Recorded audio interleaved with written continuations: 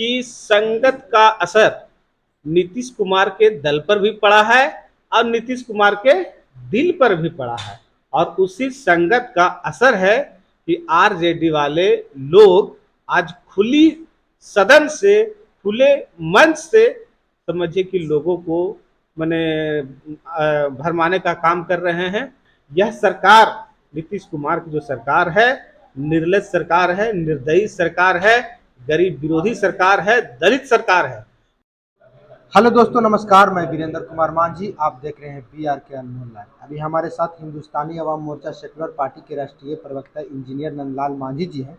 हम इनसे सवाल ये करेंगे कि अभी जो बिहार में घमासान मचा हुआ है, जो मनोज झा द्वारा बयान दिया गया है, उस पर भरपूर सियासी चल रहा है बिहार में। लगता है कि महागठबंधन में कुछ तो खेला गड़बड़ होने वाला है, लेकिन हम जानने के प्रयास करेंगे हम सेकुलर पार्टी की ओर से क्या इनका बयान है। सर, क्या कहना चाहेंगे? देखिए, इस संदर्भ में हम लोग कहना थोड़ा चाहेंगे, तेज बोलिए। इस संदर्भ में हम लोग कहना चाहेंगे कि जिस पार्टी के प्रवक्ता के द्वारा सदन में कविता पाठ किया जाता है और किस पार्टी के विधायक के द्वारा सार्वजनिक रूप में ट्विटर पर विरोध किया जाता है, उसको भी हम लोग को सोचना समझने की आवश्यकता है। कहने का मतलब, सदन में पढ़ने वाला नेता भी आरजेडी, उसका विरोध करने वाला भी आरजेडी, यानी समाज में विध्वंसक राजनीति करने वाला का देखिए, आपको बिल्कुल ग्राउंड स्पष्ट हो जाना चाहता है। आप अगर अध्ययन करेंगे 1990-95 की राजनीति का, तो उस समय हम लोग देखते थे कि आरजेडी का जो बेस वोटर है और आरजेडी का जो पॉलिटिकल बैकग्राउंड रहा है, राजनीति करने का तरीका रहा है, वह हमेशा जातियों में लड़ा करके अपनी राजनीति को सीधा करना चाहते हैं। और इसी क्रम में आप देखे होंगे, यह 2024 की तैयारी हेतु जो उनकी पार्टी के आला कमान है, उसके दिशा निर्देश पर प्रवक्ता सदन में अगड़ों को एक तरह से अपमानित करते हैं और उसी दल के एक विधायक उसका विरोध करते हैं।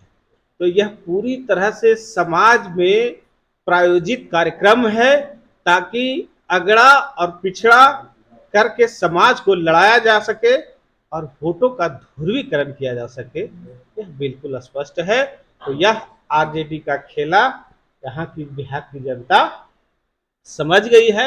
और बिहार की जनता ऐसी जनता है जो उड़ती हुई चिड़िया को भी देख के पहचान लेती है कि यह किस पक्षी का नाम है।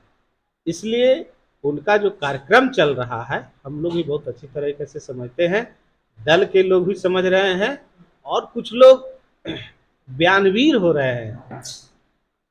कागज के तलवार से ही पता नहीं कितनी की किसकी हत्या कर देंगे, यह कहीं नहीं कहा नहीं जा सकता है।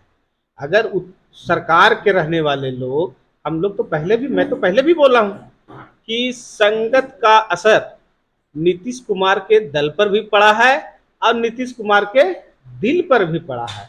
और उसी संगत का असर है कि आरजेडी वाले लोग आज खुली सदन से, खुले मंच से समझिए कि लोगों को मैंने भरमाने का काम कर रहे हैं और उसको कहीं ना कहीं उनकी जो जाति है, जातीय उन्माद पैदा करना चाहती है। इसी का एक घटनाक्रम है और कुछ नहीं है। और हमारे लोग भी इन सब चीज़ों को बहुत अच्छी तरीके से समझ रही है। आने वाली लोकसभा चुनाव 2024 है, आरजेडी और जदयू का कोई दाल गलने वाला नहीं है। जनता इसको समझ गई है।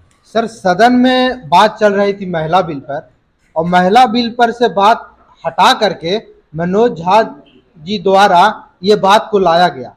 क्या ये जानबूझ के बोला गया, ये या मुहावरा इससे मिलता जुलता था इसलिए बोला गया?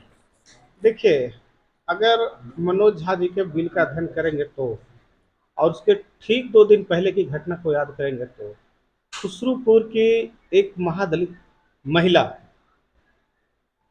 के ऊपर पेशाब कर दिया जाता है मात्र कुछ चंद पैसों के लिए। नीतीश की सरकार कहती है कि गरीबों की सरकार है, गरीबों के लिए काम करती है, गरीबों के बीच में काम करती है, तो इनका जो दलित विरोधी चेहरा है सरकार का, वह स्पष्ट उभर कर आया है।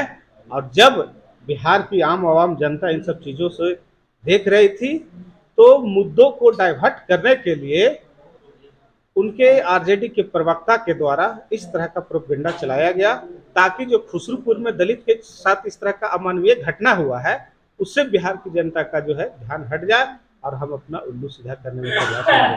हम तो कहना चाहते हैं आपके चैनल के ही माध्यम से, यह सरकार, नीतीश कुमार की जो सरकार है, निर्लज सरकार है, निर्दयी सरकार है, गरीब विरोधी सरकार है, दलित सरकार है। और इनके जो रीजन में जो घटनाएं हो रही है, यह घटना होना कोई बड़ी बात नहीं है, ये सामान्य बात है। कानून से इनका इकबाल बिल्कुल खत्म हो चुका है। और इसी घटना को पटापेच करने के लिए चेतन आनंद जी के द्वारा और आनंद मोहन जी के द्वारा और मनोज झा जी के द्वारा एक प्लॉट तैयार किया गया लालू जी के दिशा निर्देशन में। और वही प्लॉट का अंदाजा है कि बिहार की सियासत में जातीय उन्माद जो 1990-95 में होता था, वही जातीय उन्माद को पैदा करने का प्रयास वर्तमान परिस्थिति में किया जा रहा है। बिहार में कुछ नेतागण कह रहे हैं कि आनंद मोहन जी बीजेपी के संपर्क में हैं, जो बीजेपी में जाएंगे, क्या कहना चाहेंगे? देखिए, आनंद मोहन जी किसके संपर्क में है वो हम नहीं कह सकते, वो उनका निजी मामला है। भारत का लोकतांत्रिक व्यवस्था है, कोई भी व्यक्ति किसी भी दल का सदस्यता ग्रहण कर सकता है। और अगर बीजेपी में ग्रहण कर रहा है, सदस्यता ग्रहण करना चाह रहे हैं, तो नीतीश कुमार जी को सोचना चाहिए कि आखिर एक दलित डीएम है, उनका जो उस पर सजा याफ्ता व्यक्ति है, उसको आप अमेंडमेंट बिल ला करके, कानून में संशोधन ला करके और उनको संशोधन कर करके उनको आप जेल से बाहर निकाल कर लाते हैं, तो उस व्यक्ति से आप क्या अपेक्षा की जा सकती है? वो तो समाज में विषय पैदा करेगा ना, वो काम कर रहा है उसमें और इसी कार्य के लिए ही लालू यादव जी और नीतीश जी ने उनको जेल से छुड़ाया है। तो ये थे हमारे साथ इंजीनियर नंदलाल मांझी जी, जो हम सेकुलर पार्टी के राष्ट्रीय प्रवक्ता हैं। मैं वीरेंद्र कुमार मांझी, फिर मिलूंगा किसी नए वीडियो में, तब तक के लिए धन्यवाद।